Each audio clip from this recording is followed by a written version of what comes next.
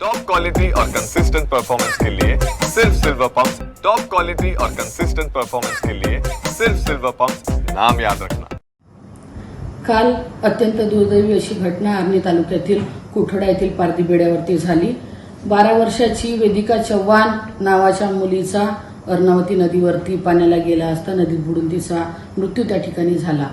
आपण पाहिलं असेल की पारधी बेडा हे गाव अत्यंत कठीण अशा परिस्थितीतून पाण्याचा सामना करत आहे। पाण्याची योजना जवळपास वर्षभरापासून जल जीवन मिशनची योजना त्या गावात आली, पण योजना आल्यानंतर कुठलंही थेंबर पाणी हे तेथील नागरिकांपर्यंत पोहोचलं नाही आणि पारधी बेड्यापासून 1.5 किलोमीटर अंतरावर जवळपास अर्णावती नदी आहे आणि त्या नदीवर पाण्यासाठी गेली असताना वेदिकाचा मृत्यू त्या ठिकाणी झाला। पण खरं दुर्दैवी बाब ही आहे की आतापर्यंतही या घटनेची दखल कोणी घेतली नाही, प्रशासनाने याची दखल घेतली नाही आणि खऱ्या अर्थाने केंद्र शासनाच्या योजना असो किंवा राज्य शासनाच्या योजना असो, आपण पाहताय की जलजीवन मिशन योजनेचा ढिंडोरा सगळ्या जगभरात भाजपवाल्यांनी सत्ताधाऱ्यांनी पिटला, पण जलजीवनच्या माध्यमातून ग्रामीण भागातील सगळ्या रस्त्याची नादुरुस्ती त्यांनी करून टाकली, सगळे रस्ते फोडून टाकले, पण पाण्याचा थेंबही लोकांपर्यंत पोहोचला नाही। फक्त घर घर नल घर घर जल हे म्हणण्यापुरतं फक्त कागदोपत्री ठीक आहे, पण वास्तविकतेत कुठलंही पाणीही लोकांपर्यंत पोहोचलं नाही। आज वेदिकाच्या घरची परिस्थिती अतिशय हालाकीची आहे। आईवडील हे मोलमजुरी करणारे आहे आणि हे सगळं असताना 4 महिन्यापासून त्या गावात असणारा जो हँडपंप होता त्या हँडपंप वरती देखील सगळ्या त्या अधिकाऱ्यांनी कपडा झाकून ठेवला। ही सगळ्यात मोठी दुर्दैवी बाब या ठिकाणी आहे।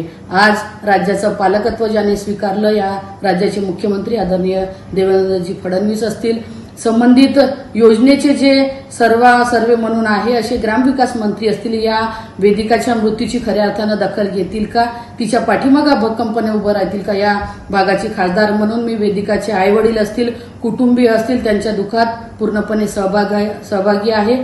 त्यांना जिथे जिथं मदत लागेल, माझ्या परी जेवढी मदत करता येईल ती प्रामाणिकपणे मी करेल। पण खऱ्या अर्थानं वेदिकाच्या मृत्यूला आज जर का कोणी जबाबदार असतील तर सत्ताधारी आणि ज्यांचं शासन या ठिकाणी आहे हे लोक आहे, तर हे खऱ्या अर्थानं वेदिकाच्या मृत्यूची शहानिशा करून तिच्या आईवडिलाच्या पाठीमागे भक्कमपणे उभे राहील का, ही अपेक्षा आज आमच्या मतदारसंघातील प्रत्येक लोकांची आहे।